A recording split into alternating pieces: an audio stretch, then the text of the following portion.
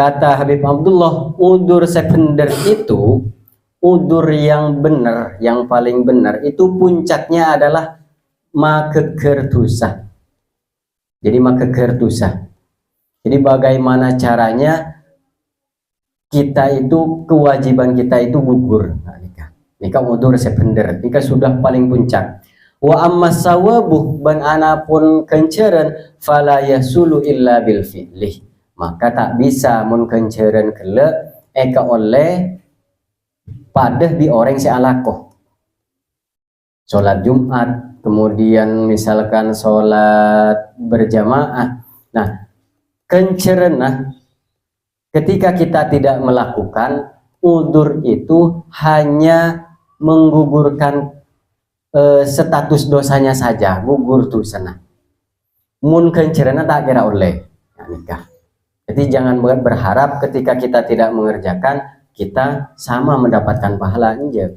Cuma tidak mendapatkan dosa kena nikah. Dia ta'alakoh kena, jangan mengharapkan pahala karena meskipun beda udur, karena udur itu sebetulnya hanya menggugurkan dosa kita saja. Nikah puncaknya. Tapi kata Habib Abdullah, bisa jadi oleh kenceren bagi orang yang memang memiliki udur, yang memang benar-benar memiliki udur. Contohnya adalah orang seaboto terus-terusan. Ini akan mengganggu sholat jemaah, sholat Jumat, pakuna ganggu orang aboto terus-terusan. Nah, itu sebetulnya udur untuk hadir ke masjid. Nah, itu ketika dia itu benar itu ing corona lamun aperengan gelek udur kemudian beda aroma sakasta, maka orang gelek bisa mendapatkan pahala. Ken munta aroma sakasta karena sudah biasa, ia tidak akan mendapatkan pahala. Nah, otaba orang seetahan rekna, etahan, otaba nggak sempurna beda virus umpamana. Biasana pejeng ke masjid, biasana sholat Jumat, jadi sholat fardu umpamana. Nah, jika memang benar-benar tidak bisa melaksanakan sholat Jumat karena memang ada undurnya seperti itu, kemudian dibarengi dengan rasa penyesalan, maka dia bisa mendapatkan pahala. Nah, nikah. Jadi undur nikah nggak nikah. Jadi sebetulnya karena kita itu sering kempang ngocak aki undur, angkong undur gitu. Nah, jadi sebetulnya tadi kalau kita mau tahu undur levelnya yang benar-benar undur itu adalah tadi seperti pembagian. Mungkin hadir, ki bisa hadir berarti ki ngomong rekena. Nah, kecuali make library na PC berempah rekena masjid berpembagian lah tak hadir lah kayak cetak ongku rekena berarti benar undurnya. Nah, summa innal mu'minal kamilah, sesungguhnya orang mukmin sempurna itu tidak akan meninggalkan sesuatu yang sesuatu tadi itu menyebabkan dia semakin dekat dengan Allah. Jika orang mukmin sempurna ongku, ada banyak hal-hal yang bisa mendekatkan diri kita kepada Allah. Wa in kana lahu fi tarkihi alfu udrin, ben sanajan dia itu punya 1000 udur untuk meninggalkannya. Nah, jika orang-orang wali, orang-orang solehin itu levelnya seperti itu. Andi 1000 alasan untuk meninggalkan, mereka pun tidak akan sampai meninggalkan sesuatu yang bisa mendekatkan diri mereka kepada Allah. Kecuali lakar memang Allah lebih suka untuk ditinggalkan. Otabah ngajarin deh kaum umatnya. Contohnya misalkan kita ketika berjalan atau dalam perjalanan, kita itu kan biasanya nguntar ke Madura umpamanya. Nah, di sana kita bisa mendapatkan rukhsah seperti sholat, jamaah qashar, kemudian boleh tidak berpuasa rekena. Nah, ketika itu dilakukan, Bahkan ada ulama yang mengatakan lebih baik tidak berpuasa. Nah, itu mereka para ulama terkadang ngajari untuk umat bahwa di dalam Islam itu adalah ada kemudahan, tak meloloh. Nah, jadi seorang mukmin yang sempurna itu tidak akan meninggalkan sesuatu yang bisa mendekatkan dirinya kepada Allah meskipun dia itu punya udzur 1000 udzur untuk meninggalkan, kecuali mereka tahu bahwasanya kalau Allah itu lebih suka kalau ini ditinggalkan saja. Oh, tepang Arya tak apa-apa ditinggalkan. Nah, kalau mereka sudah tahu dalilnya maka mereka pun akan meninggalkan, karena di sana ada pembelajaran dekat umat. Nah, kemudian walidzalika, nah, sebetulnya orang-orang soleh, para wali itu mereka itu menanggung beban yang berat, dari fardunnah, dari sunnahnya mereka itu menanggung beban yang berat, di mana beban ini mun eshabe ke gunung tak kira mampu. Jadi perumpamaannya seperti itu, karena kita pun merasakan dari pembelajaran ini, dari Risalatul Mu'awwanah, dimulai dari tiap hari bisa berzikir, nggak nikah, sholat sunnah rawatib bisa dilakukan. Arya saya kelakure macam seakan-akan gunung itu tak kira mampu. Kita untuk melaksanakan semua saya dalam Risalatul Mu'awwanah sulit, kecuali orang-orang yang memang betul sempurna. Maka heran orang-orang lamba, para aulia solihin itu memang mereka itu sudah, kekuatan mereka itu sudah di luar kemampuan kita, kemampuan abah-abahnya apa, yang fardu pun lah telat nggak nikah, napa boleh sesunat. Nah, tapi sepenting sefardu nikah kelaku, kewajiban-kewajiban yang memang sudah wajib kepada kita, nikah jangan sampai ditinggalkan bagaimanapun udurah nikah. Jadi, untuk level-level kita itu ya cukup gak nikah, Jadi jangan sampai kita mengejar yang sunnah, akhir yang wajib terbengkalai, nikah keliru juga. Karena diantara kita tertipu oleh bisikan setan itu, kita menginginkan, dalam kitab hikam itu adalah dari syahwat khofiyah, sesamar. Ketika kita menginginkan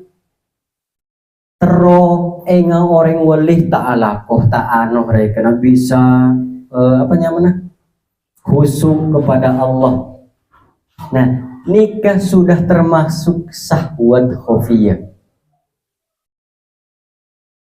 Karena apa? Karena di sana Allah sudah tahu pada kita. Makom maba'aba'an riyah, makom kasab. Nampu alakoh, teroleh nikah nampu alakoh. Keyakinan kita itu belum bisa keyakinan para wali. Mun para wali iya tak alakoh, kesai datang ongkure. Mun ba'aba'an tak kira datang nikah. Nah, salah satu syahwat kita itu teroenga orang wali dan terlepas dari hal-hal yang sifatnya kita alakoh. Nikah termasuk syahwat.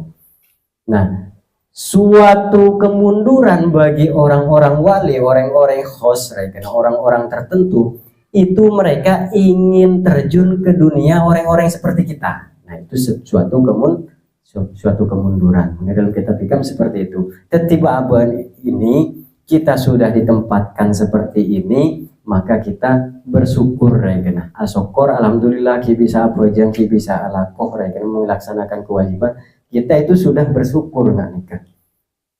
Nah, untuk kita pindah level, Allah tahu kapan waktunya kita pindah level nikah, Allah yang tahu. Nah, maka ada di sana itu dijabarkan lagi min alamatil itimadi alal amal nuksonur roja inda wujudi zelal. Di antara tanda kita berpatokan pada amal, Di antara kita tanda berpatokan pada amal itu amal. Jadi benih berpatokan kepada Allah. Kita berpatokannya pada amal. Nuksonur roja adalah berkurangnya harapan ketika bedenah kekeliruan. Nah, contohnya seperti apa? Kita seakan-akan kelaku sholat sunnah, kelaku ngaji umpamana, kemudian seakan-akan level tak naik. Nah, berarti kita itu kemudian pas aromasa macam ada hasil lah. Nah, boleh pas hasilnya dunia engkau lamarai macar yang macar ya. Bukan, ini kita berbicara level akhirat lah. Nah, ketika nuksonur roja inda wujudi zelal, berkurangnya iktimat, berkurangnya harapan ketika kok nggak pernah naik kayak. Nah, berarti itu adalah bukti kita patokannya, berpegang teguhnya, bersandarnya pada amal kita sendiri. Nah, nikah. Nah, dalam kehidupan pun bisa ketikiyah kayak. Dalam akasa pada kita acualan ya pada kayak. Di antara kita itu apa token keusahaan apa? Salah satunya adalah kita berkurang harapan ketika sepeh umpamanya. Ketika sepeh tapi cangki puru dari wiridan. Tapi pakun sepeh berarti kita patokannya pada amal, benih patokannya pada Allah, bersandarnya pada Allah atau pada amal. Kalau pada amal nggak bisa apa-apa. Nah, jadi kita itu disimpan dimanapun makom kita, itu kita harus bersyukur, asokor. Karena kalau kita ingin tahu posisinya kita itu di mana, ya lihat, kita itu berada di mana saat ini. Apa kewajibannya apa aja. Nah, ketika kita sudah bisa melihat itu, kita bersyukur, alhamdulillah engkau bisa bisa melaksanakan kewajiban itu sudah luar biasa. Nah, adapun karena ini level ini untuk menyemangati kita, Habib Abdullah bin Alwi Al-Haddad menyemangati kita, mun orang mukmin dia nggak riah. Nah, sudah ada standarnya, Nah, sedangkan mun orang yang lemah iman, nah, waqalla yakinuhu, keyakinannya kurang keyakinannya, kemudian ma'rifatnya kepada Allah itu pendek, sekoni, maka fala ya'ulu fi tarki maftaradahu Allah alaihi illa ala sukutil haraj. Maka mun orang-orang sekhos, orang-orang wali, orang-orang solehin itu bagaimana caranya mereka itu ingin selalu semabi Allah, mun baaban cokok tak dusah, mun baaban cokok tak dusah. Kira itu ya termasuk dalam apa? Dha'ufa imanuhu wa qalla yakinuhu wa qasurat ma'rifatuhu. Kita itu lemah iman, keyakinannya ya sekoni, kemudian ma'rifatnya kepada Allah pun pendek. Jadi tujuan kita apa aja ya malah tak usah nikah, gugur kewajiban, ampun beres nikah. Nah, itu adalah level-level kita. Tapi sebetulnya nikah di zaman saat ini, hal-hal yang seperti ini itu luar biasa. Orang bisa apa aja, kemudian ngajari binillah, menjaga keluarganya, itu sudah luar biasa. Nih, banyak-banyak bersyukur. Rabbi auzini an ashkura nikmatakallati alayya wa ala walidayya.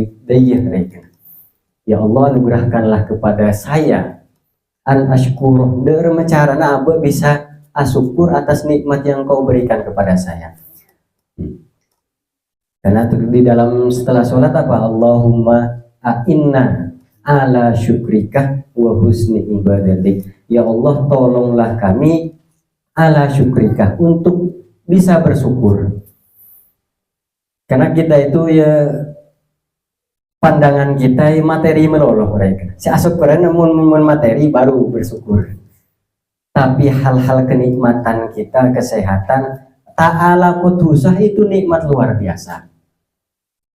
Makanya ekoca afiyah para ulama Hasan Al-Basri, Sufyan As-Sauri itu ketika ekoca afiyah itu bagi saya benikun beres dohirat top, tapi ketika ta'ala kustusah nikah afiyah beres kan, itu adalah kesehatan luar biasa. Nah kita itu cangkih buru selalu ukurannya materi ketika mau bersyukur, padahal setiap hari alhamdulillah karena apa boleh anak bisa ngaji anak apa jeng itu sudah luar biasa. Alhamdulillah. Karena apa? Karena seandainya kita ditakdirkan di Allah di posisi orang yang begitu jauh karena dari agama, naudzubillah dengan nikah. Nah, jadi harus pandai-pandai melihat nikmat Allah. Nah, kemudian wajib bagi kita itu sebagai orang tua, apa boleh orang laki nikah yang punya tanggung jawab untuk anak bini nyoro asolat, wajib hukumnya itu adalah tanggung jawab kita. Mungkin maka nampu nasehatin kok petakok. Mungkin pakun sudah dinasehati kok petakok pakun tak pejeng, maka harus dipukul. Cuma jangan dipukul sampai muberih atau melukai, jangan. Nah, mungkin pakun kena, maka kita wajib memutus hubungan dengan mereka. Mungkin pakun bu benih karena berudur benih, cuma memang bandel untuk sholat gak mau, kita punya istri kena tanda apa jangan sama sekali. Nah maka itu wajib bagi kita untuk memutus hubungan dengan mereka. Fa inna tarika sholati syaitonun ba'idun an rahmatillah, karena peninggal sholat itu adalah setan sejauh dari rahmat Allah dan sudah siap untuk menerima laknatah ben murkana Allah. Haram menjadi kita muwalatuhu, bertanggung jawab pada mereka, dan juga wajib kita juga untuk memusuhi mereka.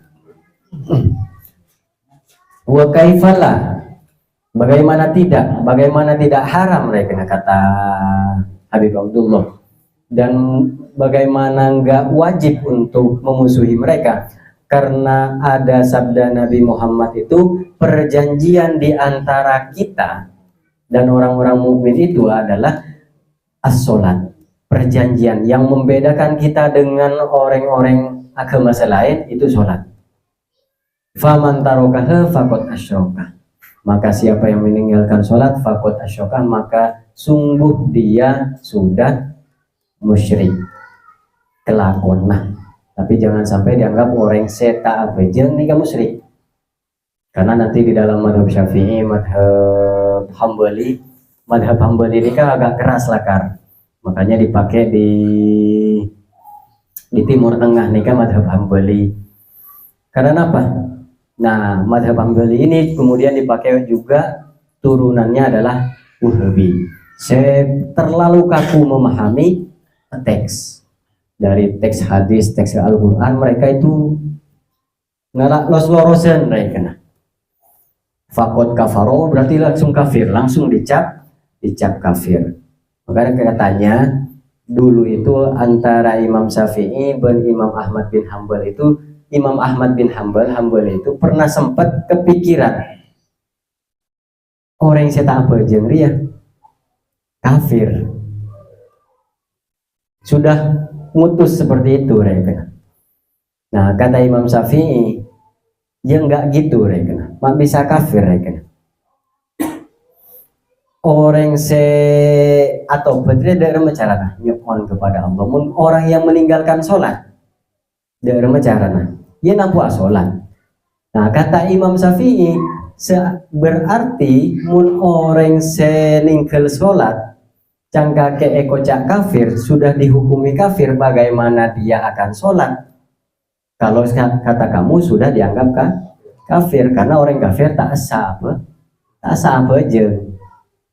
Jadi pemikirannya Imam Ahmad bin Hambal itu hampir saja memvonis orang seta bejeng langsung kafir. Sebetulnya bukan langsung agamanya langsung kafir, keluar dari Islam, enggak. Cuma itu perbuatannya pada orang kafir. Karena apa? Karena tak sholat.